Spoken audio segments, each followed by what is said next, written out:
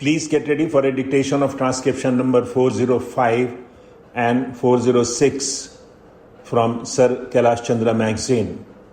5 seconds.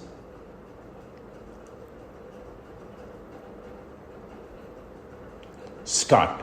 Madam, I would like to speak on several items dealing with the various aspects of the operational side of the Indian Railways. Firstly, we have to take into consideration that after partition, the Indian Railways had to bear a great strain. A lot of disturbances did happen in the very structure of the railways, and it was with great foresight that it could be met so well. The first thing that occurs to us is about the rolling stock. The rolling stock is very important because India used to import a large number of engines and so many other things which are associated with the operational side. It is very heartening to see that today most of these things are being produced in India. Recently, I had the privilege of visiting some of these factories, especially the Chittaranjan factory, and I saw that the recent manufacture of an electric engine was something indicative of the wonderful achievement. Steam engines and diesel engines are manufactured. The latter once Varanasi. These have gone a long way in meeting the demands of the railways sufficiently. As far as many other things connected with the electric equipment are concerned, I find that they are also produced in a large number at Bhopal, at the heavy electricals factory, which I had the privilege of visiting only the other day, and they have given a very good account of themselves. These things should augur well for future activities as far as the railways are concerned. Madam, about the amenities and so many other things concerning the second class passengers, the railways have done very well. A democratic government, as it is, has to look to the needs of the second class passengers who subscribe to the tune of 80% of the railway's revenue. Installation of fans in coaches, construction of passenger halls, and above all, the abolition of the invidious distinction about exit and entry of the passengers do speak very well of the administrative side. And apart from the amenities, the exciting thing that we see is that those people who have been working, I mean the railway staff, have also been accorded a number of facilities. At some places, it was a heartening scene to see students taking wholesome meals which were subsidized by the railway administration. These are some of the points to which I have to draw your attention. After having given my thoughts to these things, I would like to speak on certain matters which have engaged my attention currently. Madam, I feel that at this hour we have to devote our attention to saving every rupee that we can. In that context, I say that as far as construction of buildings is concerned, it should be done in the same perspective. I mean, there are stations which have been demolished, stations which could have been quite serviceable for years to come. There were some very good stations. They were quite strong ones. Some were given a new look. At this hour of emergency, when we need every rupee to be saved, this has to be given serious consideration too.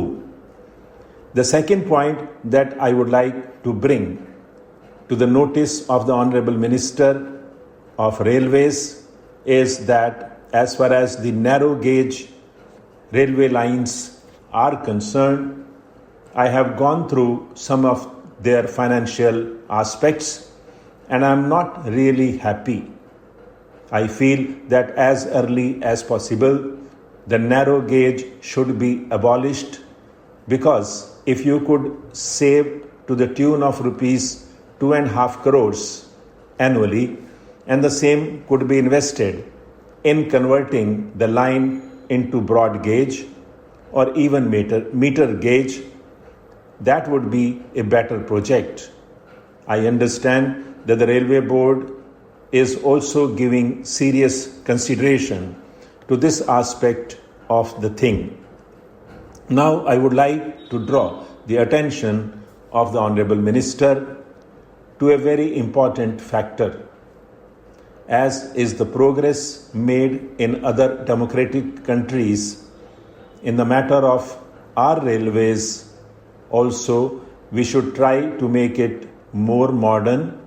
We should rationalize it and also make it modern in a manner which may compare favorably with the railways in other advanced countries of the world, which have gone much ahead of us. I mean in this connection that our research, designs and standards organization should be given more consideration than has been given to it so far.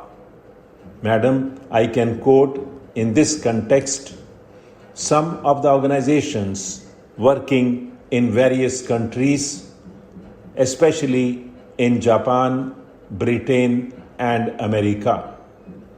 Japan is one country which has gone far ahead of even many of the Western countries. Those who have seen the performance of the Japanese railways will bear me out that it is an amazing feat how the entire system has gradually been developed, how it is all more or less electrical equipment and electrical operations, with manual labor employed the least. Whereas we have the steam locomotive and some of the crude methods for operations on the railways, Japan has gone far ahead of us. Mr. Chairman, I support this resolution very strongly, but my doubt is whether the environment required for successfully carrying it out can be created in the country.